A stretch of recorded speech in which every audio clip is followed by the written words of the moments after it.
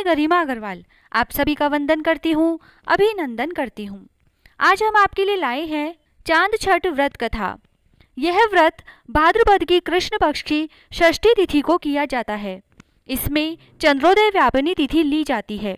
इस व्रत को कुंवारी तथा नवविवाहित कन्या ही मुख्यतः करती है और चंद्रोदय होने पर अर्घ्य देती है।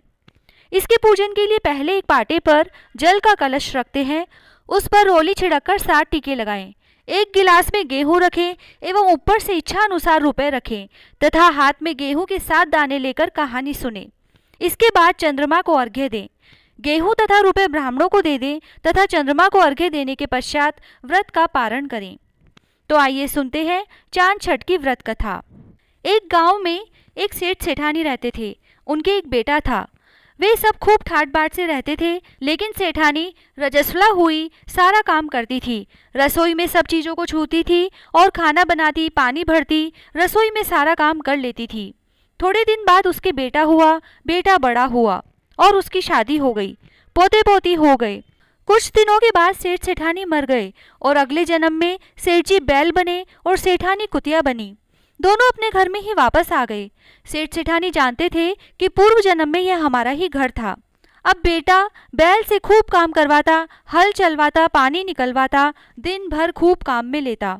कुतिया घर के बाहर बैठकर घर की रखवाली करती थी। उनको वहां बहुत दिन हो गए। कुछ दिनों बाद श्राद्ध पक्ष में सेठ जी का श्राद्ध आया। श्राद्ध में बहुत सारे व्यंजन बनाए, खीर भी बनाई। खीर खुले आसमान के नीचे ही बन रही थी। उसी समय एक चील उड़ती हुई वहां से एक मरा हुआ सर्प का बच्चा खीर में गिरा गई। यह सब कुतिया देख रही थी। उसने सोचा, खीर जो भी खाएगा मर जाएगा। मुझे इसके बारे में पता है और घर में किसी ने नहीं देखा। इसीलिए जब बहू उधर आई तो कुतिया ने उठकर खीर में मुंह दे दिया। बहू ने देखा तो डंडा लाकर कुतिया को खूब मारा, जिससे कुतिया की रीढ़ की हड्डी टूट गई। वह बहुत रोई। जब रात हुई तो बैल और कुतिया दोनों एक जगह बैठकर बातें करने लगे।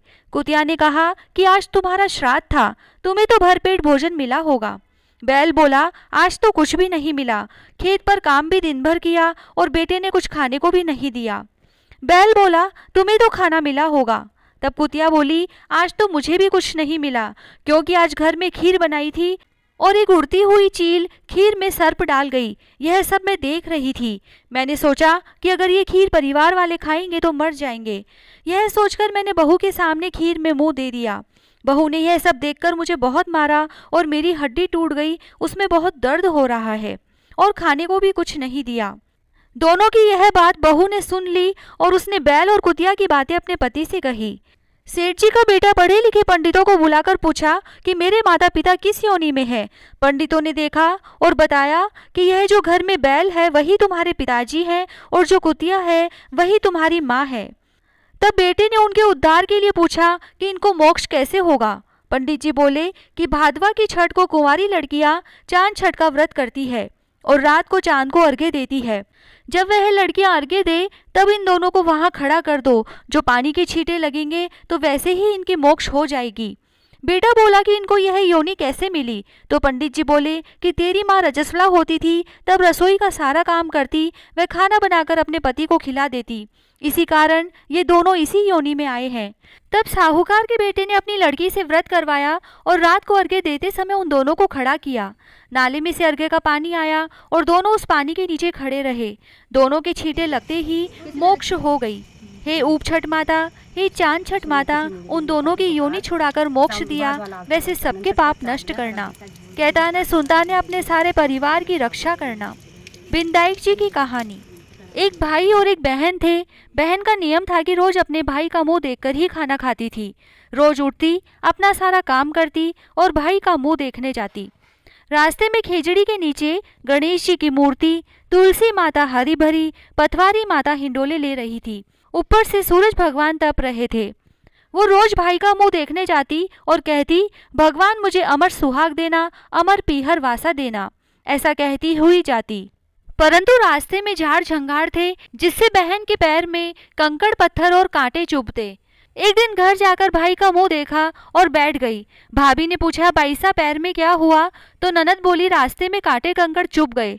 ऐसा कहकर वह वापस अपने घर आ गई। भाभी ने अपने पति से कहा कि रास्ता साफ करवाओ, बाईसा के पैरों में कंकड़ चुभते हैं। भाई ने पूरा रास्ता साफ कर दिया। गणेश जी पटवारी का स्थान भी उठाकर साफ कर दिया। इससे भगवान नाराज हो गए और उसे वहीं सोता रख दिया। पत्नी रोने लगी और लोग लोकाचार करके ले जाने लगे। तो पत्नी बोली, रुक जाओ, अभी मेरी ननद आएगी, अपने भाई का मुंह तो देख लेने दो, नहीं तो वह खाना नहीं खाएगी। तो लोग बोले, आज तो खा लेगी, कल किसका मुंह देखेगी? परंतु कुछ बुजुर्ग आदमी कहने लगे, थोड़ी देर रुक जाओ, क्या बिगड़ जाएगा। इधर बहन रोज की तरह भाई का मुंह देखने निकली। उसने सारा रास्ता साफ किया हुआ देखा तो बहन ने वापस खेजड़ी की डाली लगाई। गणेश जी तथा 7 कंकड़ लेकर पटवारी बैठाई, तुलसी माता रोपी और पैर पकड़कर बोली, हे भगवान, अमर सुहाग देना, अमर पीहर वासा देना। ऐसा कहकर आगे जाने लगी तो भगवान ने आवाज देकर कहा, बेटी वापस आकर खेजड़ी के 7 पत्ते ले जा, जाकर तेरे भाई को कच्चे दूध में घोलकर छींटे दे देना, तेरा भाई उठ बैठेगा। बहन ने सुना तो वापस मुड़कर देखा तो वहां उसे कोई नहीं दिखा, पर उसने सोचा जैसा सुना वैसा कर लेती हूँ। 7 पत्तियां लेकर भाई के घर आ गई तो देखा भाभी रो रही थी, लोग बैठे थे। उसने घर के अंदर जाकर दूध लेकर उसमें पत्ते घोले और भाई के छींटे दिए। भाई उठकर बैठ गया और बहन से बोला, आज तो बहुत गहरी नींद आई। बहन ने बोला, ऐसी नींद तो दुश्मन को भी ना आए। भैया तुमने रास्ता क्यों साफ किया था? भाई बोला, तेरी भाभी ने कहा था।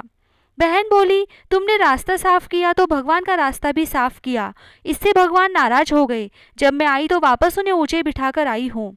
भगवान ने मेरी सुन ली, वैसे सभी की सुनना, सभी की लाज रखना, अमर सुहाग देना, अमर पीहर वासा देना। जय श्री राधे।